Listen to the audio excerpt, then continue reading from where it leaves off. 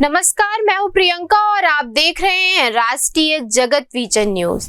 बजरंग दल रायपुर के संयोजक विजेंद्र वर्मा की सूचना पर संत महासभा के छत्तीसगढ़ प्रदेश अध्यक्ष स्वामी राजेश्वरानंद के नेतृत्व में बजरंग दल शंकर नगर प्रखंड के सभी कार्यकर्ताओं ने विजयनगर क्षेत्र में एक विरोध जुलूस निकाला।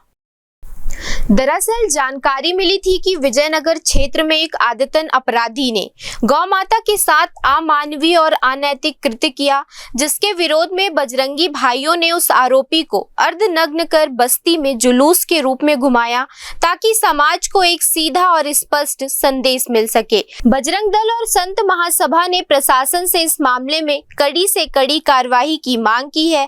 एफआईआर दर्ज कर दी गई है और अभी सभी की निगाहें शासन और प्रशासन पर टिकी हैं।